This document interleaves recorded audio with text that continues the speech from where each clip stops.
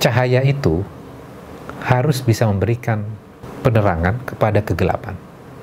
Ketika cahaya kita redup, bisa nggak? Mampu nggak menerangi kegelapan itu? Jawabannya adalah sulit. Kegelapan itu harusnya takut dengan cahaya kan, bukan sebaliknya. Jadi, belajarlah ilmu agama, belajarlah ilmu yang lain, karena ini akan memperkaya diri kita. Dan gunakan itu untuk apa? Mendatangkan kebaikan. Nah, kembali lagi kepada surat Yusuf ini. Nabi Yusuf sangat confident sekali. Pondasinya sangat kuat, kemudian mengatakan, qala ja'alni ala khazainil ard. Jadikan aku orang yang memegang kendali kaitannya dengan ekonomi di negeri Mesir ini. Kemudian habis itu berikut lagi, inni hafidun alim. Sesungguhnya aku seorang penjaga dan memiliki ilmu. Padahal di negeri Mesir itu banyak orang yang tidak bisa dipercaya, kredibilitasnya juga hancur, tidak menjaga akhlak. Nabi Yusuf tetap strong. Assalamualaikum warahmatullahi wabarakatuh.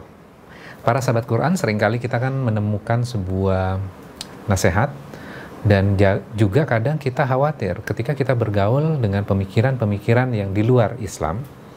Kita kadang khawatir pemikiran-pemikiran itu akan mempengaruhi keyakinan kita, mempengaruhi keimanan kita.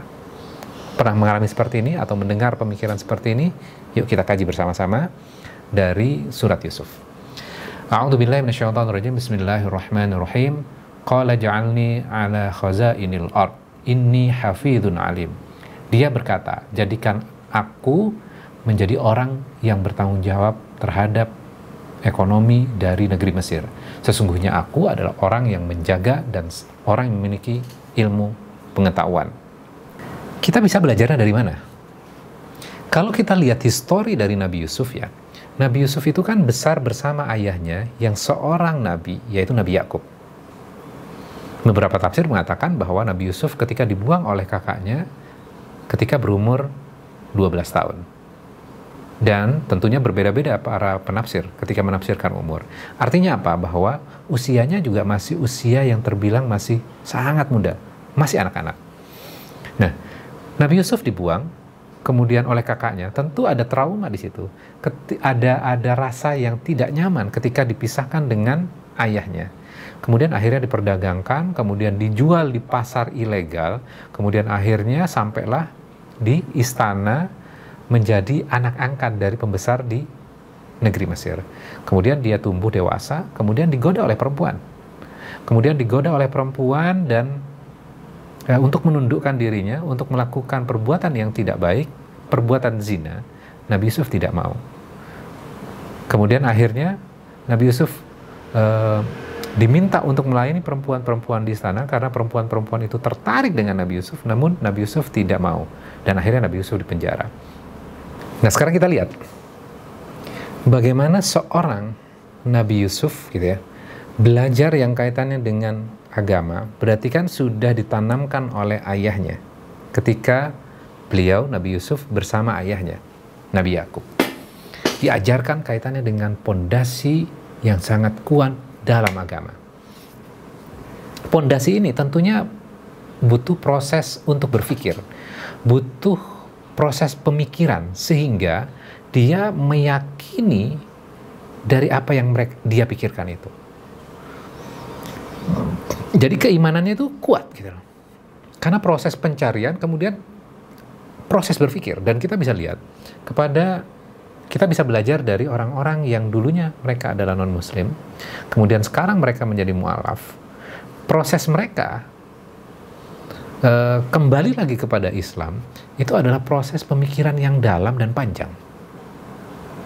Dan akhirnya mereka memutuskan menjadi seorang muslim.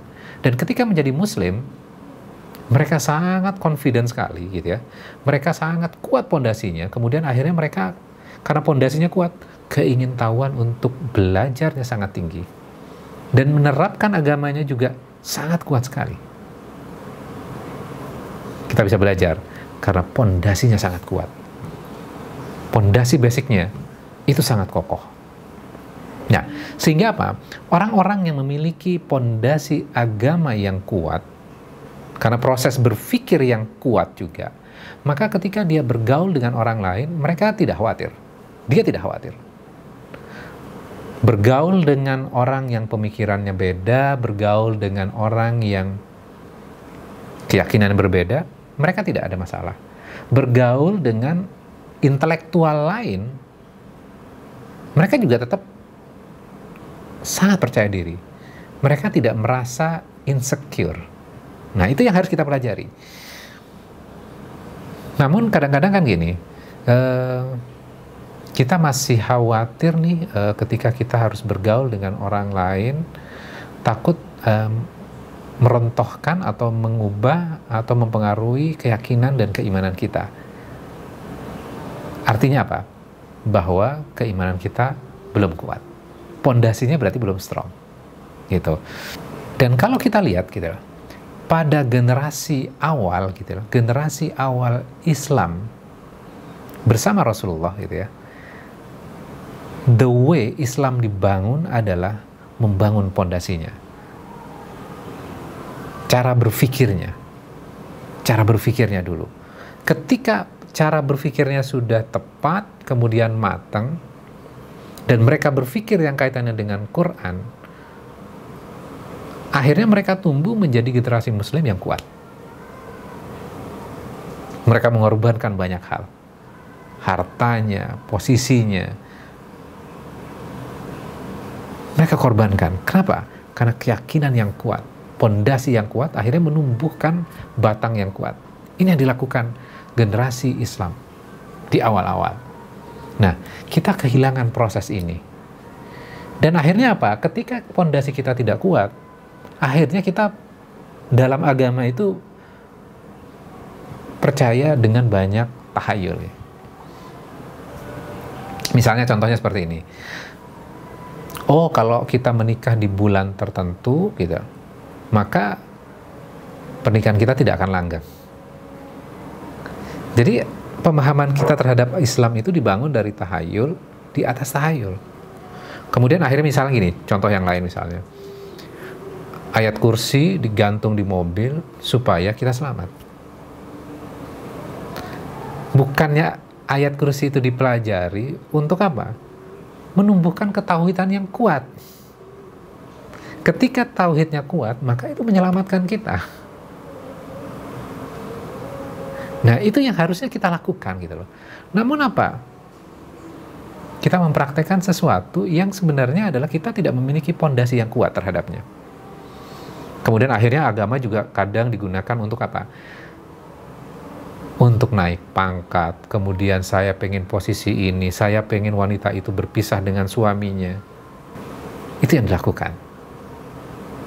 Tujuannya apa? Supaya keinginannya dia tercapai semuanya. Jadi memperalat agama. Ketika kita tidak memiliki pondasi yang kuat, maka ini yang terjadi. Atau misalnya, oke, kita hidup ini hanya belajar agama. Jangan belajar ilmu yang lain. Karena nanti kita akan terpengaruh dengan ilmu-ilmu itu. Sekarang coba kita renungkan baik-baik ya. Cahaya itu harus bisa memberikan penerangan kepada kegelapan. Ketika cahaya kita redup, bisa nggak? Mampu nggak menerangi kegelapan itu? Jawabannya adalah sulit. Kegelapan itu harusnya takut dengan cahaya kan, bukan sebaliknya. Jadi, belajarlah ilmu agama, belajarlah ilmu yang lain, karena ini akan memperkaya diri kita. Dan gunakan itu untuk apa? Mendatangkan kebaikan. Nah, kembali lagi kepada surat Yusuf ini.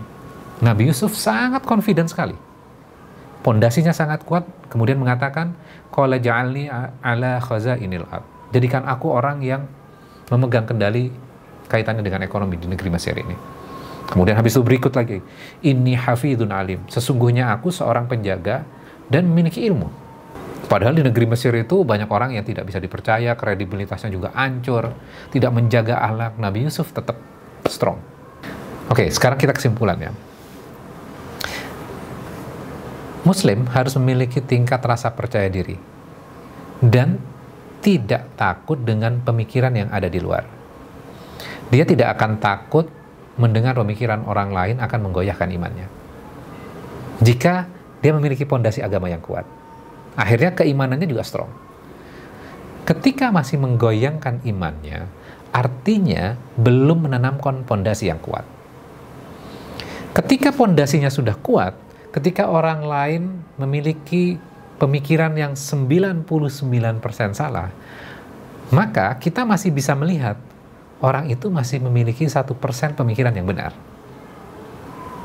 Kenapa? Karena kita memiliki pondasi yang kuat. Pondasinya apa? Pondasinya adalah Al-Quran ini. Jadi sekarang untuk menjaga anak kita harus tanamkan kaitannya dengan Al-Quran ini, sehingga mereka memiliki pemikiran yang kuat. Ajak mereka untuk berpikir tentang Al-Quran ini. Sehingga apa? Mereka tumbuh dengan karakter yang kuat, iman yang kuat. Mudah-mudahan hal itu bisa memberikan inspirasi untuk kita semuanya. Demikian, wassalamualaikum warahmatullahi wabarakatuh.